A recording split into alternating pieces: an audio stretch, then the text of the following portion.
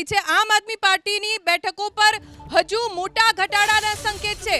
આમ આદમી પાર્ટીના 7 ઉમેદવારો એવા છે કે જે માત્ર 1000 થી ઓછા મતથી આગળ છે અને એમાં અરવિંદ કેજરીવાલ પણ આવી ગયા। બીજેપીના માત્ર ઉમેદવાર એવા છે કે જે 1000 થી ઓછા મતથી આગળ છે। 2 કે 3 ઉમેદવાર એવા છે ભારતીય જનતા પાર્ટીના કે જે માત્ર 1000 થી ઓછા મતથી આગળ છે।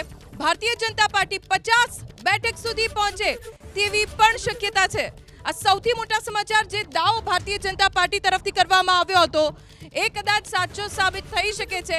હજી ભાજપને વધુ બેઠક 7 જેટલી બેઠક 7 થી 8 બેઠકનો ફાયદો થઈ શકે છે, એટલે કે ભારતીય જનતા પાર્ટી 50 બેઠક સુધી પહોંચે તેવી પૂરેપૂરી શક્યતા અને આમ આદમી પાર્ટીના 7 ઉમેદવાર માત્ર 1000 ઓછા મતથી આગળ છે। એટલે સ્પષ્ટ છે કે આમ આદમી પાર્ટીની ભલે અત્યારે 29 બેઠકો બતાવે છે પણ આ બેઠકમાં ઘટાડો થઈ શકે છે। કેટલી મોટી નિષ્ફળતા જો આમ આદમી પાर्टी हजी વધુ 6 થી 7 બેઠકો घटे तो। देखिए लगभग 8 से 10 राउंड की मतगणना होगी और उसमें अभी 3 से 4 यानी आधी मतगणना हुई है और उसमें 1000 मतों से ही 5 से 6 सीट पे भी आम आदमी पार्टी आगे है। लेकिन अब यह है कि वो अपनी बढ़त को बढ़ाते हैं या घटाते हैं। सीधे सीधे रिजल्ट क्या रहेगा वो तो 11 बजे तक जो आंकड़े आएंगे।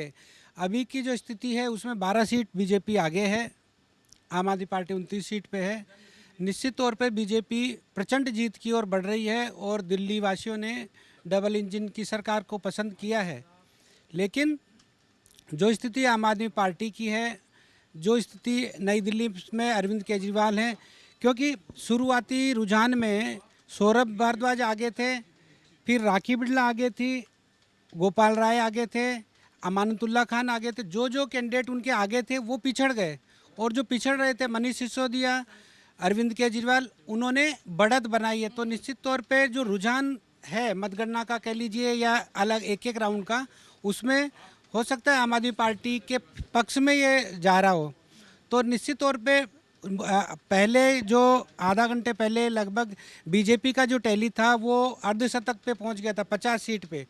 लेकिन अब जो मुझे धीरे धीरे लग रहा है कि ट्रेंड सेट होता जा रहा है और शायद अर्धशतक नहीं लग पाएगा। શું લાગે છે ભારતીય જનતા પાર્ટી 50 ના અર્ધશતક સુધી પહોંચી શકશે? આમ આદમી પાર્ટીની કેટલી બેઠકો આવી શકે છે? જો જે ટેલી છે જ્યારથી આપણે આ પરિણામો આવવાના શરૂ થયા છે ત્યારથી ભારતીય જનતા પાર્ટી એને જે બહુમત જોઈએ છે બહુમત કરતાં 10 સીટ આગળ રહી છે। એની અંદર બહુ ફેરફાર થયો નથી। આમ આદમી પાર્ટી 19 જાય 19 થી 25, 25 થી 29 થઈ જાય પણ એ બહુમતના આંકડાને ક્રોસ નથી કર્યો। એનો મતલબ એ છે કે આ જે ટ્રેન્ડ છે એ ટ્રેન્ડ હવેના જો કલાકોની અંદર ચાલુ રહે અને જે રીતના તમારા સમાચાર છે 7 સીટ ઉપર ભારતીય જનતા પાર્ટી બહુ ઓછા માર્જિનથી છે, આમ આદમી પાર્ટી બહુ ઓછા માર્જિનથી છે, 2 સીટ ઉપર ભારતીય જનતા પાર્ટી, એ ટ્રેન્ડમાં વધારો ઘટાડો થાય તો આ ટેલી 40 છે 47 સુધી પણ પહોંચી શકે।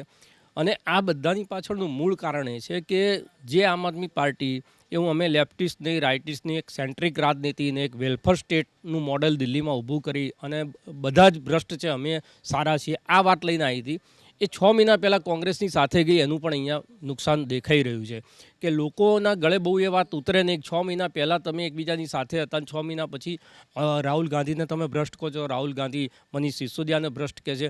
એટલે આ બધી વાતો જે પચતી નથી। એટલે જે એક કોરી સ્લેટ લઈને આવેલી આમ આદમી પાર્ટી હતી એની સ્લેટમાં બહુ જ બધા ડેન્ટ લાગ્યા અને ડેન્ટનું નુકસાન પણ ક્યાંક ને ક્યાંક આમ આદમી પાર્ટીને જઈ રહ્યું છે।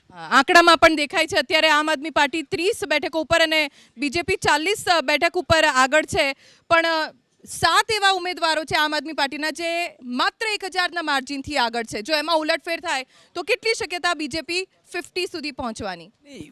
સત્તા ભાજપને મળશે એ નિશ્ચિત છે। 2-4 સીટોમાં આમથી ફેરફાર થઈ શકે છે કે ભાજપની 2 સીટ વધે અથવા તો આમની પાર્ટીની 2-4 સીટો વધે, એથી મોટો ફેરફાર નથી થવાનો। પણ મારે વાત કરવી છે કે આપણે ગુજરાતના લોકો આપણા નરેન્દ્રભાઈ અને અમીરભાઈની રાજનીતિને સારી રીતે ઓળખીએ છીએ। એ સીટોનો ટાર્ગેટ નક્કી કરે છે, સાથે ચહેરાનો પણ ટાર્ગેટ નક્કી કરે છે। ગુજરાતમાં નક્કી કર્યું હતું કે કોંગ્રેસની આગલી હરોળના એક પણ જીતવા ન જોઈએ તો એક પણ નહોતા જીત્યા।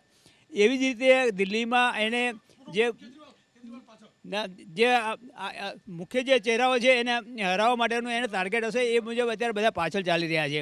અરવિંદ કેજરીવાલની પણ જોખમ હું જોઈ રહ્યો છું।